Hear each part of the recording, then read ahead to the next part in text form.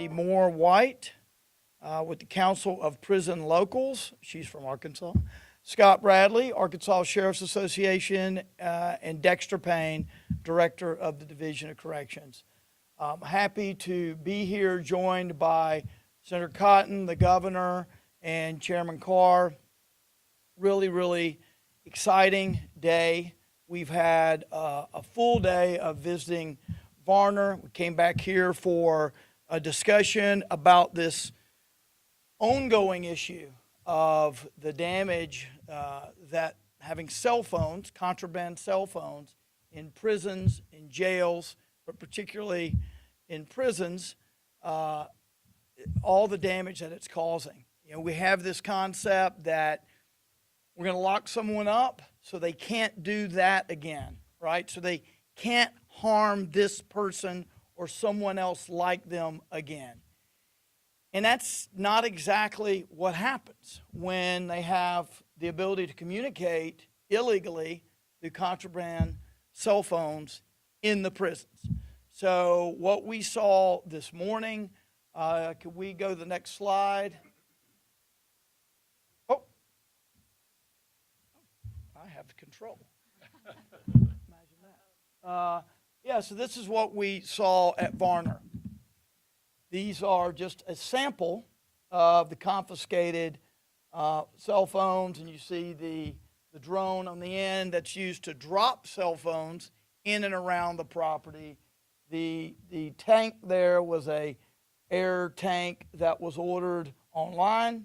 It was stuffed with phones, shipped into the prison, and when they opened it up, there were lots of phones in it. So look, this is an ongoing problem. We know what the problem is.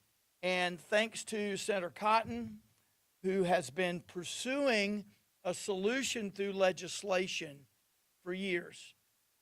I've been happy to cheerlead for him, but he's been the driving force. And when he could not get, for whatever reason, other people to think clearly and join him, he did it again. He introduced it again. He introduced it again. He introduced it again. Had he stopped and said, this isn't going to work, we're never going to get it passed, then we most likely, in my estimation, would not be here today. It's his persistence in driving this issue that has led us to this extraordinary moment today, which we'll get into the details of briefly. So I just want to thank Senator Cotton for leading on this. I want to thank the governor for being an advocate for this change. I want to thank Chairman Carr for being here and being so supportive. The FCC plays a critical role on this, particularly if we're not getting the legislation through Congress. So it's a really important day. Turn it over now to Senator Cotton. Thanks, Tim, and thanks for hosting us.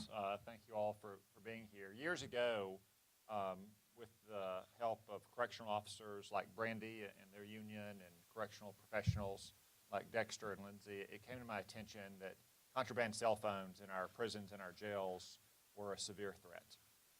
In many ways, it's the central kind of contraband because it enables anything else. Weapons, drugs, money. That's a threat to other prisoners in prison. It's a threat to our correctional officers, and it's a severe threat to our communities as well. There are numerous examples of hardened criminals using contraband cell phones in prisons, in jails, to order hits or other crimes on law-abiding Arkansans and across the country on people in all 50 states. So I introduced legislation that would allow our state prisons and jails to use targeted jamming technology to prevent cell phone signals. So our correctional officers don't have to put their own lives at risk. They don't have to go hunting for every cell phone in cells and common areas that have been thrown over the fences, that have been delivered via drones. As Tim said, that law hasn't passed yet, but there's usually more than one way to skin a cat. And what I'm focused on for the people of Arkansas is not necessarily passing laws or putting out press releases, but getting results, making a difference in their lives. And I'm pleased that we've reached the point because we have a president, President Trump, who's dedicated to law and order, and a FCC chairman in Brendan Carr, who is going to drive that agenda forward to allow our state prisons and jails to use new, modern, cutting-edge technology to put in jamming in place so contraband cell phones will be nothing more than dead paperweights inside of our prisons and jails to protect other prisoners, to protect correctional officers and guards, and to protect all law-abiding citizens outside of our prisons. So we welcome Chairman Carr to Little Rock. We're excited to hear what he has to say. First, though, we're excited to hear from our governor. Thank you, Senator Cotton, and certainly thank you to our Attorney General, Tim Griffin, who's hosting us here today. But more than hosting, Tim is leading when it comes to really addressing and raising awareness for public safety. And I'm thankful that we have a great partnership here at the state level and in addition with our federal delegation. We would not be standing here to Tim's point earlier if it was not for the relentless pursuit of Senator Cotton. He's not only introduced legislation, but mostly he's raised awareness. And he's made sure that this is something that is on the forefront and that now we have an administration that is actually taking action. I'm thankful for the cooperation across our county, our city, our federal and state delegations coming together and really leaning into public safety. We know that one of the greatest responsibilities we have as public servants is actually helping create safer, better communities. And this is another way for us to do that. Unfortunately, we've made it easier for criminals and harder for our corrections officers to maintain safe facilities. And that stops today with the action and the partnership with our federal government. And we're very thankful, again, Tim, for you hosting us and for your leadership here at the state. And certainly, Senator Cotton, we wouldn't be here today without you. So thank you for what you're doing. And with that, I'll turn it over to Chairman Carr, who we're very excited to have here in Arkansas.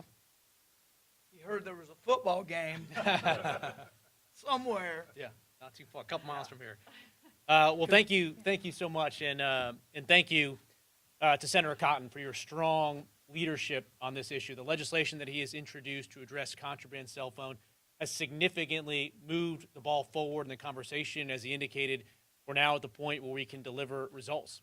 Thanks as well to the governor, who has put public safety and safer communities first here in Arkansas, and it's been an inspiration to us at the federal level to build on some of the successes that she is having the back of law enforcement and the Attorney General as well. He's led the effort, bringing together more than 30 Attorney Generals to push for the type of relief that we are talking about here today.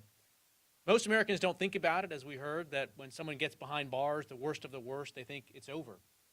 The reality is we have cell phones that are pouring into prisons by the tens of thousands. Georgia, one state alone, pulled over 15,000 contraband cell phones out of their prison in 1 year, and we're seeing that all across the country. These contraband cell phones are being used to run drug operations, to call in hits, to order kidnappings. We had one story where a prosecutor had his father kidnapped by an inmate that he put behind bars. Just a couple years ago, I had the chance to meet Captain Robert Johnson, who was a corrections officer at the Lee Correctional Facility in Bishopville, South Carolina. His job, as it turns out, is one of the most dangerous jobs in the prison system, which is identifying and confiscating contraband cell phones. He was so good at his job that one of the prisoners there used a contraband cell phone to call in a hit on him. 5:30 in the morning one day, he was getting dressed for work. Someone kicked down his front door, shot him 6 times in the chest, and by a miracle, he survived. Others have not been so lucky. And so the time has certainly come where we need to do something about this serious threat to public safety, not just for our corrections officers, but for the general public as well. President Trump has been very clear. He is making America safe again. President Trump's been clear throughout his administration and the federal agencies that having the back of law enforcement is a top priority. For my part, I've very much welcomed the partnership with law enforcement, with Jonathan from the National Sheriff's Association, who's done great work advocating for the members of his association. So today what we're announcing is that the FCC, at our next monthly meeting in September 30th, we're going to vote on a proposal that will lift a federal restriction that has prohibited state and local prisons from jamming cell phones. Over the years, the FCC has authorized various different technologies to try to identify contraband cell phones and shut them down. They've worked in some cases. They have not worked in other cases. Other countries and the federal government have authority to jam within their facilities, but state and local officials have been denied that ability based on, in my view, a misreading of federal law. And so we're going to propose to adopt new regulations at the federal level, at the FCC, that for the first time ever is going to authorize jamming in state and local prisons. It may not be a silver bullet. It may not be the right fit for every facility, but there are certainly lots and lots of facilities around this country where this type of solution will and can make a significant difference. We're going to make it flexible. It's not going to be mandatory on any facility to do this. And the technology has evolved where you can tailor the jamming solution in ways that will not necessarily interfere with someone that's driving on a nearby highway or a community that's nearby. But again, when you step back and look at the numbers that we've seen, thousands and thousands of cell phones. When we toured Varner this morning, we met with Officer Shore. He said that contraband cell phones are the root of so many evils taking place, not just in prisons, but across the country for the crimes that people are phoning in and they're enabling. Again, President Trump has been clear that we want to have the back of law enforcement, of public safety, and we're going to do that at the FCC. The first vote, again, will be September 30th. That's a proposed rule. We have to run a period of time for a comment cycle, and then our plan is moved to a final order in relatively short order at the FCC that, again, will authorize for the first time jamming solutions, make a dent in this scourge that we see across the country. So with that, thanks again to the Attorney General. Great to be with you today. Thank you. I would just emphasize that we heard this morning loudly from officials at Varner. This won't solve every problem. This is almost a direct quote. This won't solve every problem in the prison, but it'll solve many, many of the problems. And make no mistake about it, contraband cell phones kill and endanger law enforcement on the inside and your neighbors, your friends, neighbors, community members on the outside. That's what's at stake here. Happy to take any questions. Kingsley Platt, Arkansas Advocate. You said that this might be a question for Mr. Carr, but you said that there has been a misreading of the law where these jamming solutions are concerned. Could you expand on that a little bit? There's a provision of federal law, to be specific, 47 U.S.C. 333, that prohibits the jamming of authorized communications. And so the theory had been that you can't jam any communications. But what we can do at the federal level is we authorize communications or we don't authorize communications. And so what we're going to do is we're going to deauthorize the lawful use of contraband cell phones within the confines of prisons. So once contraband cell phone use is not an authorized communication, then the federal law is no longer a prohibition to jamming it. And that's well within the FCC's authority to give that reading to federal law. So again, people thought there's nothing we can do. Federal law says you can't jam. But again, only you can't jam authorized communications, and we can simply deauthorize from a federal authorization perspective contraband cell phones. Vote is September 30th. When could this actually be in place? It usually takes a couple months to get to a vote, and so I would anticipate sometime next year that we might be in a position, obviously as early as possible in my view, to get these solutions in place. A lot of prisons already have some technology solutions in place. For instance, there are systems that are supposed to catch contraband cell phone calls. So instead of going from a contraband cell phone to a legitimate nearby cell phone tower, it's supposed to capture the call within the prison and then route it so it doesn't actually go anywhere. There potentially are ways that you can move some of those contracts, move some of that technology over to a jamming solution. So there may be instances where there could be relatively quick solutions, but that's what we're going to do. We're going to move as quickly as possible because, again, every single day that goes by, we're leaving the American public exposed, and we've got to close that loophole. Any other questions? Senator Cotton, you said that there had been hits ordered on law-abiding Arkansans. Could you expand a little bit on that and provide a little more specific details about that? I'm sure I said law-abiding Arkansans, but law-abiding Americans in other states. We've had lots of crime here. I think Varner said they had collected over 350 cell phones in just the first 7 months of this year. Those are being used to get weapons into prisons, to get drugs into prisons. and can be used, especially among gangs, to threaten people outside of the prisons. Chairman Carr gave the example, was it in Georgia, where one of the correctional officers who was in charge of confiscating cell phones was actually the subject of a hit from someone who had a cell phone inside the prison, because that's the thing about which the prisoners most care, more than weapons, more than drugs, because it enables them to continue to exert criminal control outside of the prison. So what we don't want to have is cell phones continued presence in our prisons here in Arkansas and get to the point where we do have a correctional officer, or we do have a law-abiding Arkansan outside of a prison or a jail who's the victim of a heinous murder because that cell phone is present there. Yeah, and I would add, because your question is about Arkansas specifically, we have numerous examples of extortion in Arkansas. Some go further than others when they're caught, but when I was at your press conference, Senator, earlier in the year in Washington, I recall telling the story of an inmate who was contacting another inmate's mother on the phone and saying, if you don't get us this money, we're going to kill your son. So, I mean, this is not up for debate. It's well established that this is what goes on. We can give you all sorts of specific facts, but no credible person disputes the heinous crimes that are being committed with these cell phones.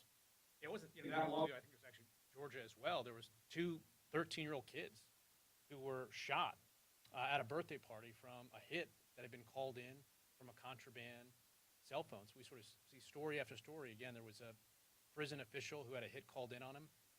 They shot and killed the person they thought was a prison official, but they got the wrong person. So a completely innocent person, just like law enforcement, completely innocent, but that had no connection at all to the prison, was shot and killed because of a hit called in. And so I think the scope and scale of the crime that's being enabled from contraband cell phones is something that everyday Americans may not be aware of, but it's a very real, serious threat. Yeah, and it's common sense that they're not calling in graffiti. They're not calling in speeding on Cantrell. They're calling in rape, murder, death, destruction, theft, human trafficking. That's what these people are dealing with, because that's who are filling our prisons. So, any other questions? Yes, sir. I don't know how jamming, that technology works. Is it feasible cost-wise? Is it something that can be easily implemented in Arkansas?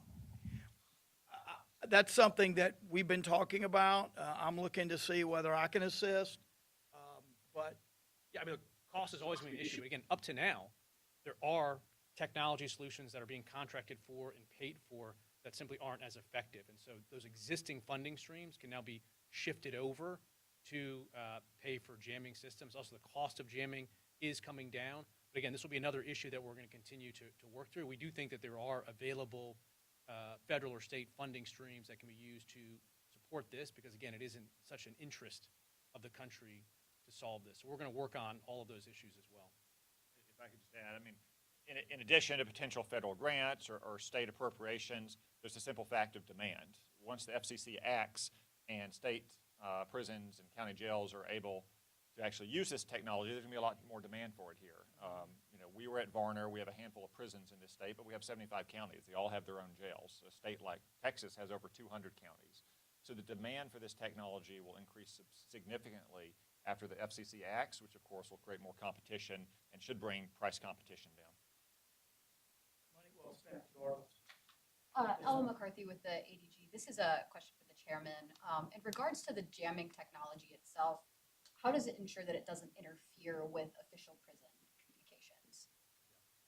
There's a couple of solutions here. One, the item that we're going to vote on in September specifically seeks comment on various ways that we can ensure that it's going to be confined to a certain space. And obviously, no prison would do it except voluntarily. And so that prison can sort of dictate how it's designed in a way that's not going to interfere with their communication. So for instance, one way that you can do it is you can focus the jamming on a single cell block or a housing unit, and then the offices and places where public safety officials need legitimate radio communications would not necessarily be jammed. But again, we sort of are ultimately going to defer to the particular geography and layout of prisons for those officials to figure out how do we achieve our end without compromising our own ability to continue to communicate. And I'm just going to add a word on that as well. Because I've been working on this issue for 8 years now, and this is a concern I've heard repeatedly. Technology has improved a lot, just like the phones you have or your cars, your connected appliances. The same is true with this technology as well. And then the proof of the pudding is in the eating with the professionals here with us. You've got Jonathan Scott representing sheriffs. You've got Brandy representing correctional officers. You've got Dexter and Lindsay representing correctional managers. And they all want this technology. They want this technology and they know it's feasible and it's not going to block their cell phones. It's not going to block emergency communication. So the proof of the pudding is really in the eating, that the professionals who know the most and who are going to be using this technology are the ones who've been asking for it the longest. Yes, ma'am. There's like some mention of like flexibility, and is the goal to kind of try and do this at every prison and jail in Arkansas, or just prisons? Let me say something. So my understanding, he's the chairman, obviously. I'm not on the FCC, but yeah, I'm gonna let you handle that one.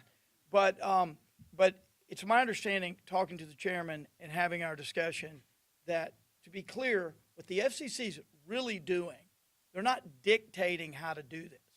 They are removing activity out of the term authorized, right? And so they're basically getting out of the way because it's no longer something that they're authorizing, right? Contraband cell phone communications will not be authorized. That's genius. It shouldn't be, right? So that's going to be moved out of the way. So what they're doing is they're just saying, this isn't authorized. Y'all deal with this. And these folks back here who know a lot more about the problem, because it's their problem day to day in the prison. It's our problem outside the prison. But they know what to do. And if a jail says, not a problem here, they may say at a county jail level, we don't really need to deal with this. The next jail, maybe the one here, which is much bigger in Pulaski County, they may say, we really need this. So I think the flexibility is built into the solution.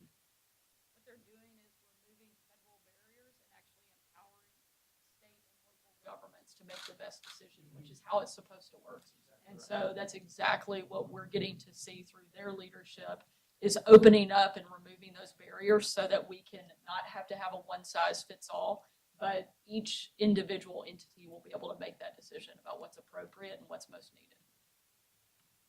Are there things that, that Arkansas is looking into or considering for this technology?